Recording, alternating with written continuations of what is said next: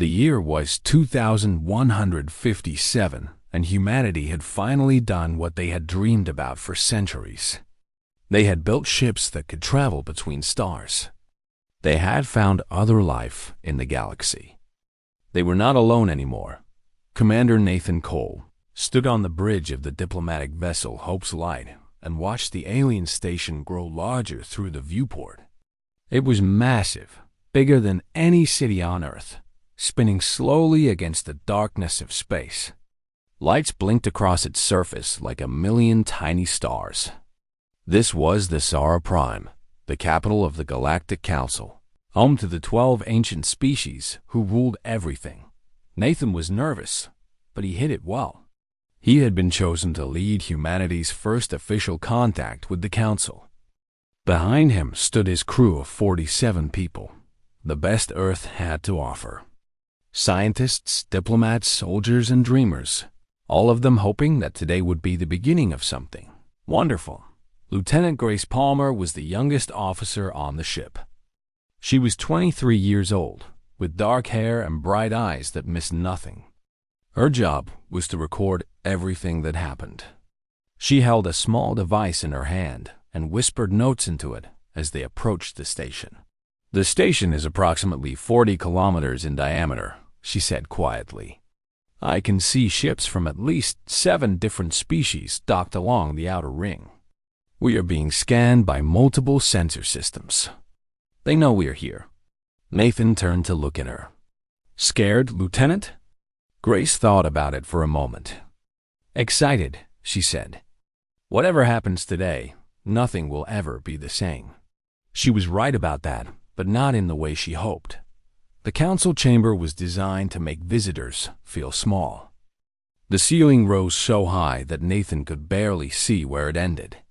12 enormous seats curved around a central platform, each one sized for a different species.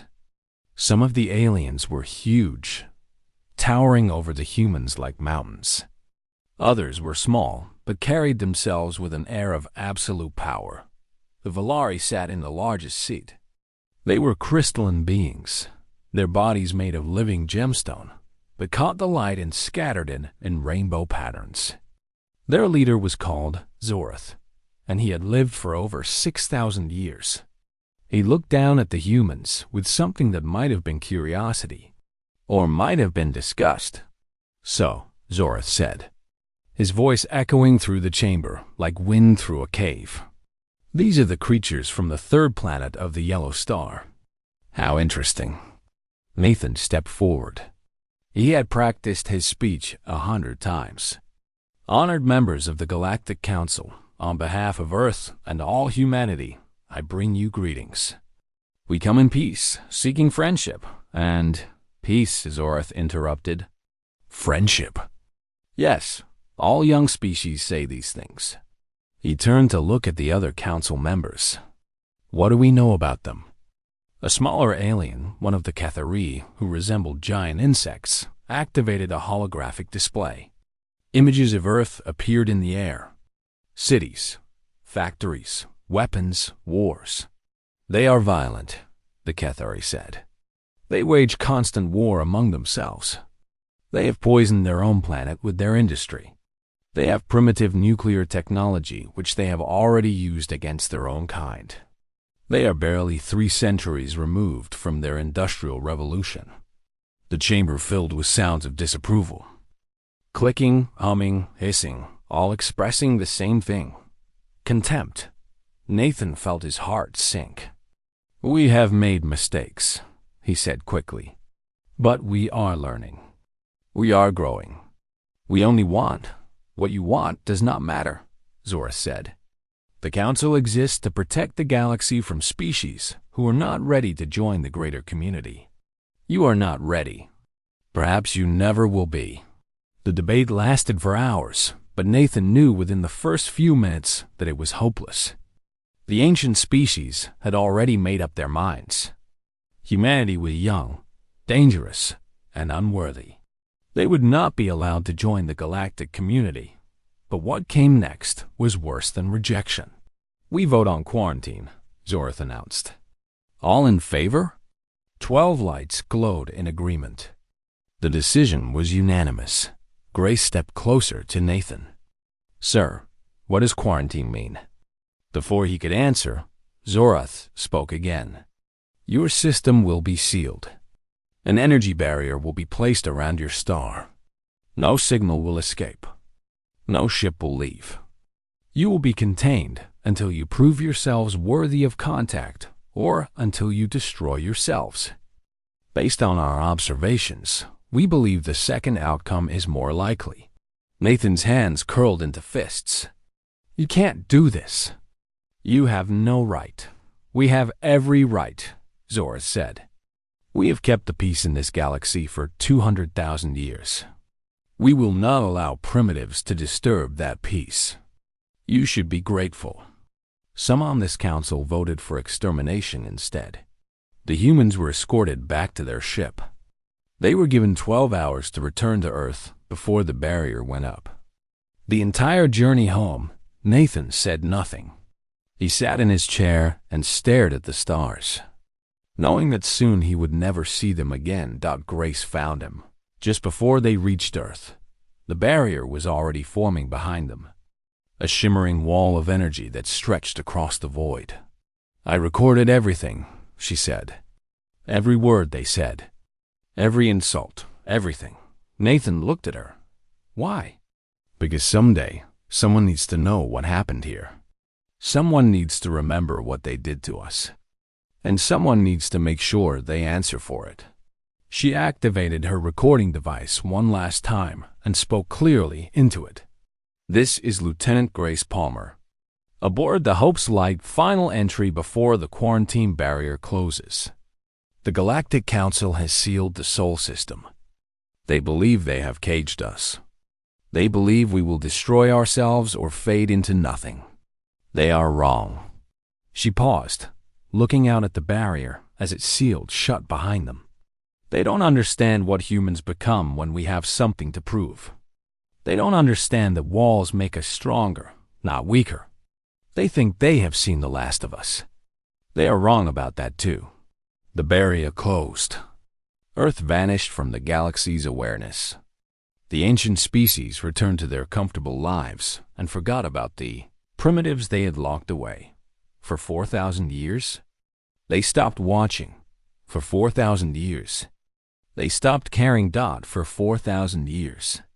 Humanity remembered and behind that barrier, in silence and in shadow, humanity began to change into something the galaxy had never seen before. Something that would not be ignored. Something that would not be forgotten. Something that was coming back. They just had to be patient. The first 100 years behind the barrier were filled with rage. Humanity threw everything they had at the energy wall that surrounded their solar system. They built bigger ships. They created more powerful weapons. They fired missiles, lasers, and eventually nuclear bombs at the shimmering barrier. Nothing worked. The wall absorbed everything and gave nothing back. Ships crashed against it. Crews died. The greatest minds on Earth spent their entire lives trying to understand the technology, and they all failed. Generation after generation was born, lived and died inside their cosmic prison, and the barrier remained unchanged. By the year 2500, most people had given up hope of ever escaping. They turned inward. Wars broke out on Earth and on the colonies that had been built on Mars and the moons of Jupiter before the barrier fell. Humanity nearly destroyed itself, just as the Council had predicted. But then something changed. Dr. Samuel Kent was not a famous man. He worked in a small research station orbiting Neptune, far from the political chaos of the inner system. He was 63 years old, with gray hair and tired eyes. And he had spent his entire career studying something most scientists considered useless: the nature of reality itself. One night, while running an experiment that everyone else thought was a waste of time, Samuel discovered something impossible. He found a fold in space-time, a tiny wrinkle in the fabric of the universe that led somewhere else. The barrier exists in normal space, he explained to his small team of researchers. It blocks everything we can see and touch and measure. But what if space is not the only thing that exists? What if there are layers to reality, like pages in a book? The barrier is drawn on one page. We need to learn how to turn the page. His colleagues thought he was crazy, but Samuel kept working, and 3 years later, he opened a doorway to another dimension dot. It was small at first, barely large enough for a probe to pass through. But the probe came back with data that changed everything. On the other side of that doorway was normal space, but it was space outside the barrier. The prison that had held humanity for centuries had a back door, and Samuel Kent had found it. He died before he could see what his discovery would become. But his name would be remembered forever. By the year 2700, humanity had mastered dimensional travel. Ships could slip between the layers of reality like fish swimming between currents. The barrier meant nothing anymore. It was a wall built to contain a two-dimensional creature. And humanity had learned to move in 3 dimensions. Admiral Victoria Lane led the first fleet through a dimensional rift on a cold morning in February 2847. She was a small woman with silver hair and eyes like steel. She had been born on a warship and had spent her entire life preparing for this moment. "Remember what we are doing," she told her crew as their ship slipped through the rift. "We are not running away. We are not hiding. We are finding a place to grow strong. Someday, we are going back. And when we do, the galaxy will know our name." They emerged in the distant corner of the galaxy, millions of light years from Earth, in a region the Council had never explored. There were planets there, rich with resources and empty of intelligent life. Victoria claimed them all in the name of humanity. For the next 3,000 years, humanity expanded in secret. They colonized world after world, always staying hidden, always staying silent. Their technology advanced at an incredible rate, without the distractions of contact with other species, without the limitations of Council rules. They were free to experiment, to innovate, to become something new. Chief Engineer Daniel Price was one of the greatest builders in human history. He was born in the year 4200 on a colony world that had never seen Earth's sun. By the time he was 50, he had designed the first world ship. It was called the Eternal Dawn, and it was the size of a small moon. Inside its hull lived 50 million people in cities of glass and steel. It could travel between dimensions as easily as walking through a door. It carried enough weapons to destroy a planet and enough factories to build a new civilization from nothing. "This is what we are now," Daniel said when the Eternal Dawn took its first flight. "We are not just a species anymore. We are a force of nature." By the year 6000, humanity had 17 world ships and controlled over 400 planets. They had developed technologies that the Council could not imagine. Their medicine could cure any disease. Their computers could think faster than any organic mind. Their ships could cross the galaxy in days instead of years. And through all of this, they remembered. Every child learned the story of the Hope's Light and Commander Nathan Cole. Every school taught the words of Lieutenant Grace Palmer. Every human alive knew what the Council had done, and every human alive knew that someday there would be a reckoning. Admiral Lisa Grant was born on the world ship Horizon's Edge in the year 5980. She grew up reading the old histories, watching recordings of the Council chamber, hearing Zorath's voice pronounce sentence on her ancestors. By the time she was 30, she was the youngest fleet commander in human history. By the time she was 40, she was chosen to lead the return. "We've been patient," she told her officers as they gathered in the war room. "We've been quiet. We've been invisible. But that time is over now. It's time for the galaxy to remember that humanity exists.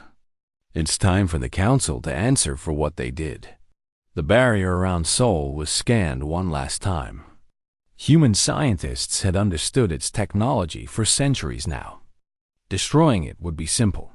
Lisa gave the order. Across dimensional space, 100 ships activated their weapons simultaneously.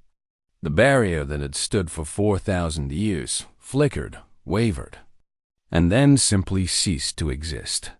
The alarms that erupted across Council space were just the beginning. Lisa looked at the stars that had been denied to her ancestors for so long. She thought about Nathan Cole, who had died without ever seeing the sun from outside the barrier again. She thought about Grace Palmer, who had sworn that humanity would prove the Council wrong. "We're coming," she said quietly. "We're finally coming home. And we have a lot to say."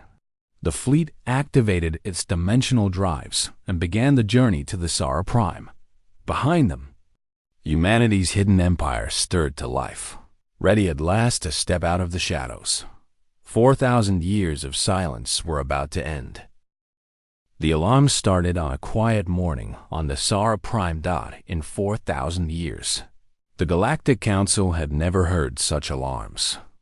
They were ancient warnings, built into the station systems long ago for emergencies that had never come. Most of the younger species did not even know what they meant. But the Elders knew. The Elders remembered. High Commander Zorath was meditating in his private chamber when his assistant rushed in. The crystalline being had not felt fear in 3,000 years. He had forgotten what it tasted like.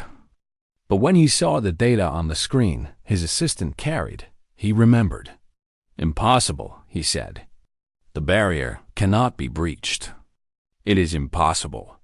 "The barrier is gone, High Commander. It simply vanished. And there is something else." "What?" "A transmission. It is being broadcast on every frequency, in every language we use. It appears to be coming from everywhere at once." Zorath moved to the communication center as fast as his ancient body could carry him. By the time he arrived, half the council was already there, staring at the screens with expressions ranging from confusion to terror. The message was simple. It was being repeated over and over in a calm, clear voice. "We remember what you did. We're coming to discuss it." The Kethari ambassador clicked his mandibles nervously. "Who is sending this? Where is it coming from?" Before anyone could answer, the sky above the Sara Prime began to change. Captain Lisa Grant watched from the bridge of her flagship, the Endeavor's Promise, as her fleet emerged from dimensional space. The ship was 3 kilometers long, covered in smooth black armor that absorbed sensor scans like a sponge absorbing water. Its weapons were hidden, but they were there, capable of destruction that the Council could not comprehend. Behind her came the rest of the Vanguard fleet. 1,000 ships, each one larger and more advanced than anything the galaxy had ever seen. They moved in perfect formation, emerging from rifts that opened like tears in the fabric of reality. In less than 10 minutes, they had surrounded the Council's capital. "Open a channel," Lisa ordered. "All Council frequencies." A communications officer nodded. "Channel open, Captain." Lisa straightened her uniform and spoke clearly. "This is Captain Lisa Grant of the Human Federation Fleet. We have come a long way, and we have waited a very long time for this moment. The Galactic Council is ordered to assemble its full leadership immediately. You have 1 hour. We will not ask twice." She cut the transmission and turned to her first officer, a tall man named Peter Shaw. "Status of the defense grid." She asked. Peter checked his screens. "They're activating their weapons platforms. Looks like they're preparing for a fight." Lisa smiled slightly. "Let them prepare. It won't matter." On the Sara Prime, chaos had erupted. Council members rushed to their assigned seats. Military commanders screamed orders at fleets that were hopelessly outmatched. Scientists tried desperately to understand the readings they were getting from the human ships, but nothing made sense. "Their power signatures are impossible," one technician shouted. No ship can generate that much energy. Our sensors must be broken. The sensors are fine, his supervisor replied grimly. Those readings are accurate. We are looking at technology that is thousands of years beyond anything we have. Zorath entered the main council chamber and took his seat. Around him, the representatives of 12 ancient species were trying to maintain their dignity, but he could see the fear in their eyes. These were beings who had ruled the galaxy for longer than most species had existed. They had never faced a challenge they could not defeat. Until now. The human fleet held position around the station, unmoving and silent. They did not attack. They did not threaten. They simply waited. And that was somehow more terrifying than any weapon. After exactly 1 hour, a single shuttle detached from the Endeavor's Promise and flew toward the station. It was small and unarmed, but the Council's weapons did not fire on it. Everyone was too afraid of what might happen if they did. The shuttle landed in the main docking bay. A door opened, and humans walked out. Admiral Benjamin Torres led the delegation. He was 57 years old, with gray at his temples and a face that had seen much and forgotten nothing. Behind him walked diplomats, scientists, soldiers, and historians, all of them carrying themselves with quiet confidence. Council guards surrounded them immediately, weapons raised. Benjamin looked at them with something like amusement. "You can point those at us if it makes you feel better," he said pleasantly. "But I suggest you don't fire. My fleet has standing orders to respond to any attack with overwhelming force. And I promise you, you do not want to see what overwhelming force looks like for us now." The guards hesitated. They looked at their commanders. Their commanders looked at the sky, where 1,000 impossible ships waited in perfect silence. The weapons lowered. Benjamin nodded and walked toward the council chamber. His footsteps echoed in the corridors that had been built to make visitors feel small. But he did not feel small. He felt like a man who had come to collect a very old debt. The doors to the chamber opened. 12 ancient species watched as the humans entered. Zorath stared down from his seat, his crystalline body flickering with colors that expressed emotions no human could read. "So," the High Commander said, "the primitives have returned." Benjamin stopped in the center of the chamber, directly below Zorath's seat. He looked up at the being who had condemned his ancestors 4,000 years ago. He felt the weight of history pressing down on him. All those generations who had lived and died behind the barrier. All those people who had worked and sacrificed so that this moment could happen. "Yes," Benjamin said. "The primitives have returned, and we have much to discuss." He smiled, but there was no warmth in it. "Shall we begin?" The council chamber fell silent as Admiral Benjamin Torres looked around at the 12 species who had ruled the galaxy for so long. They sat in their massive seats, towering over him, using every trick of architecture and position to make him feel inferior. It had worked on his ancestors. It did not work on him. 4,000 years ago, Benjamin began, his voice calm and steady. Commander Nathan Cole stood in this very spot. He came in peace. He came with hope. He came believing that the galaxy would welcome humanity into its family. He paused, letting the words sink in. You locked him and his crew behind a barrier of energy. You sealed our entire solar system, trapping billions of innocent people. You declared us unworthy. You called us primitives. You expected us to destroy ourselves. Zorath leaned forward, his crystalline body catching the light. We did what was necessary to protect the galaxy from a violent and dangerous species. Your own history proved that you were not ready. Our history, Benjamin said. Yes, let us talk about history. Commander Helen Cross, please. A woman stepped forward from the human delegation. She was younger than Benjamin, with sharp eyes and a datapad in her hands. She activated a holographic display, and suddenly the chamber was filled with images. This is the history of the Galactic Council, Helen said. 200,000 years of so-called peace. The images changed rapidly.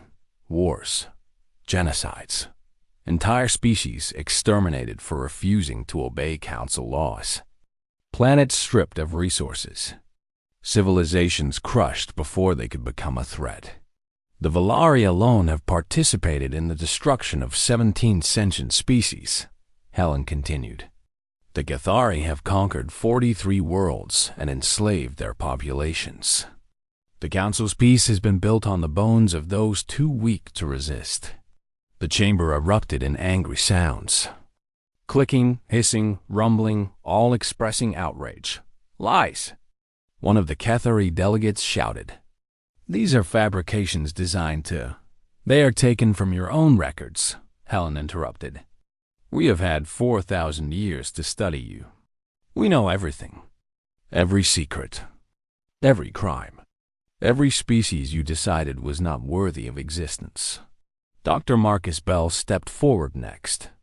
He was an old man, humanity's foremost historian, and his voice carried the weight of all the generations who had lived and died in captivity. You called us violent, he said. You called us dangerous. But we have learned something in our exile. Violence is not the disease. Fear is the disease. You were afraid of us, not because of what we had done, but because of what we might become. And so you locked us away, hoping we would disappear. He looked directly at Zorath. We did not disappear. We became exactly what you feared, but not in the way you expected.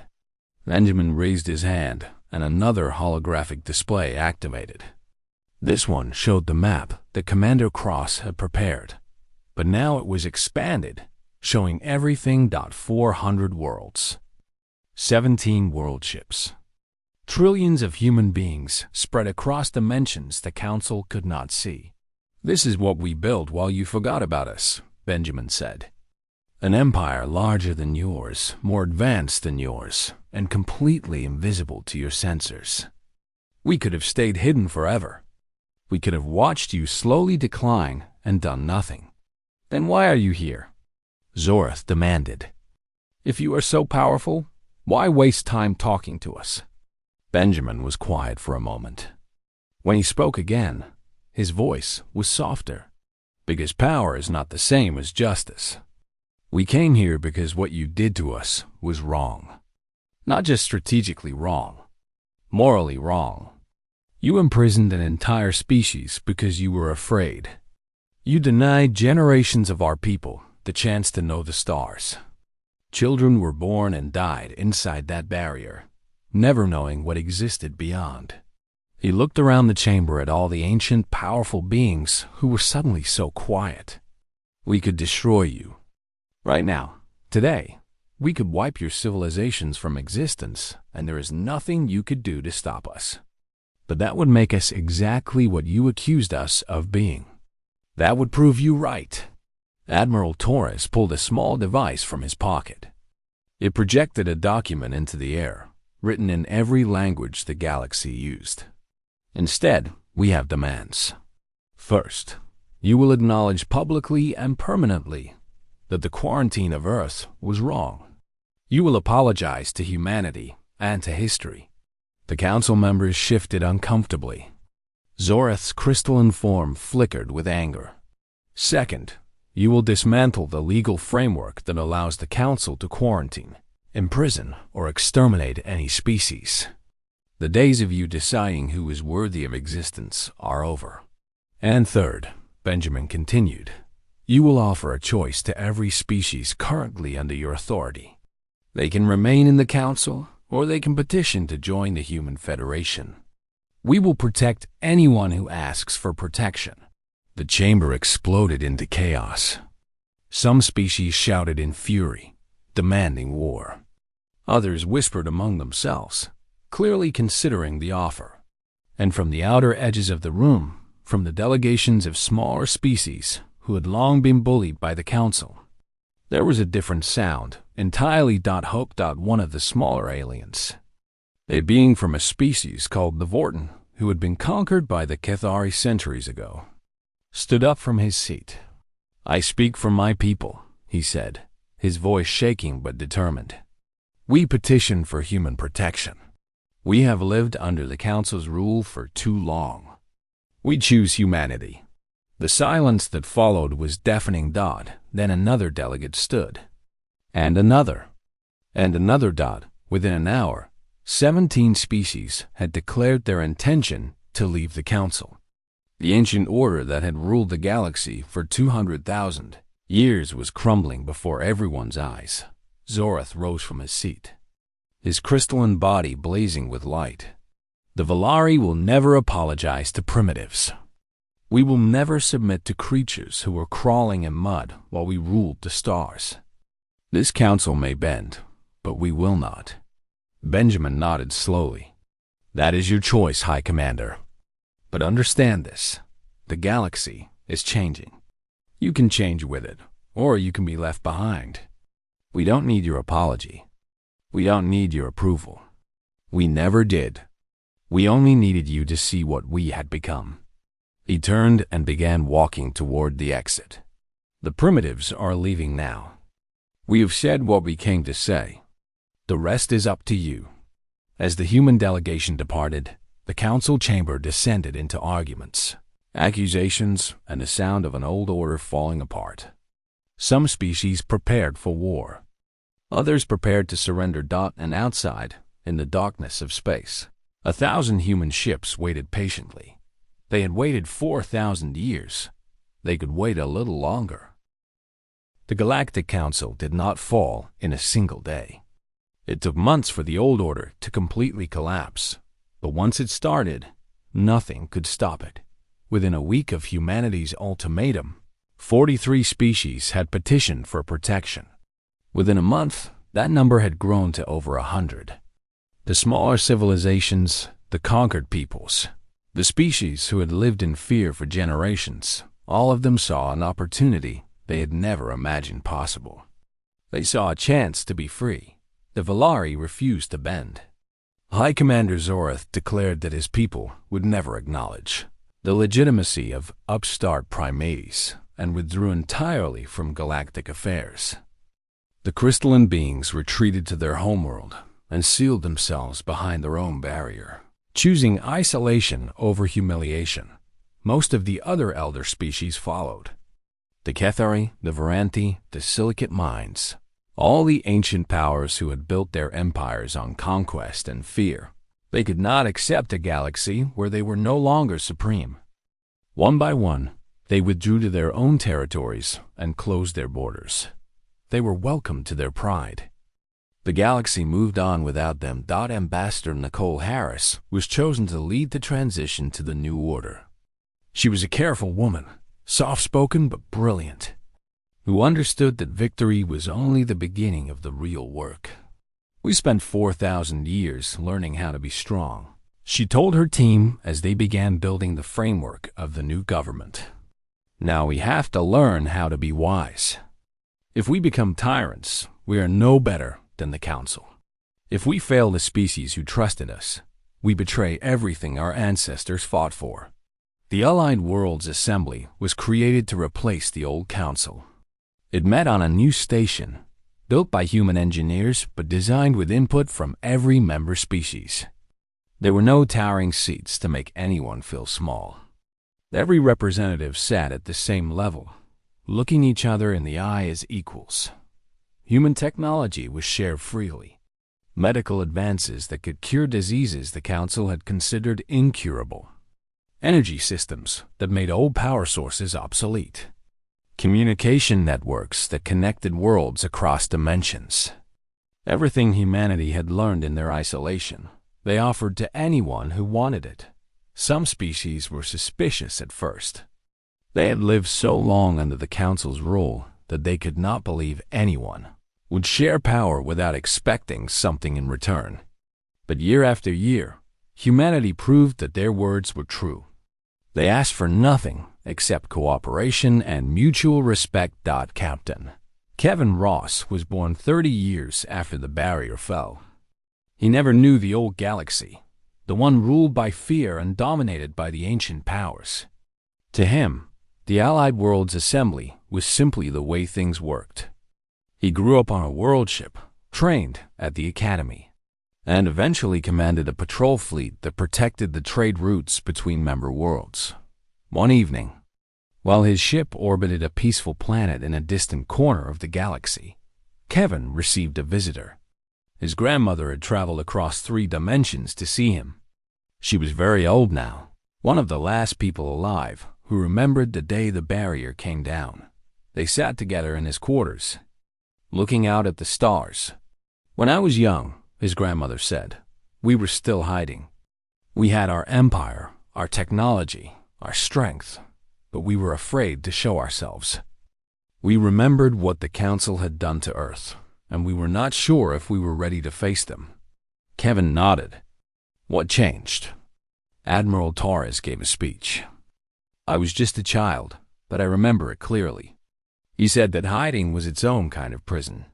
He said that our ancestors had been locked away because others feared them, and that we were doing the same thing to ourselves. He said it was time to stop being afraid of what the galaxy thought of us." She smiled at the memory. "So we stopped hiding. We came back, and everything changed." Kevin thought about that for a while. "Do you ever regret it? I mean, some people say we should have stayed hidden. Stayed safe." His grandmother laughed softly. "Safe? We were never safe. No one is ever truly safe. But we were alone, and being alone for too long does something to a people. It makes them small, even if they have all the power in the universe." She looked at her grandson with old, wise eyes. "We didn't come back to conquer. We came back because we needed to. Because humanity was meant to be part of something larger, even if the galaxy wasn't ready for us 4,000 years ago. We came back to prove that we belonged here." 50 years after the return, Admiral Benjamin Torres retired to a quiet planet far from the centers of power. He was old now, his hair white and his steps slow, but his mind was still sharp. Occasionally, visitors would come to see him, historians and journalists who wanted to hear his account of the day humanity confronted the Council. He always told them the same story. "They called us primitives. They said we weren't worthy of standing among the stars. And maybe 4,000 years ago, they were right. We were young. We were angry. We made mistakes." He would look out at the sky, at the stars that his ancestors had been denied for so many generations. "But that's the thing about humanity. Tell us we can't do something, and we'll spend forever proving you wrong. Lock us away, and we'll use the time to become something you never imagined. The Council thought the barrier would contain us. Instead, it gave us the space to grow without anyone watching over our shoulder." His visitors would lean forward, eager to hear what came next. "We didn't come back to destroy them. That would have been easy, and easy isn't worth much. We came back to show them what they'd missed. Every world we built, every technology we created, every life that had flourished behind their barrier, all of it was proof that they had been wrong about us." He would pause then, remembering faces long gone. Nathan Cole, who had died never seeing the stars again. Grace Palmer, whose recordings had inspired generations. Samuel Kent, who had found the door that led to freedom. Victoria Lane, Daniel Price, Lisa Grant, all the countless people who had contributed to humanity's transformation. "They wanted to teach us humility," Benjamin would say. "Instead, they taught us patience. And patience, in the end, is how you win." The old man would smile, tired but satisfied. The galaxy forgot about Earth, but Earth never forgot about the galaxy.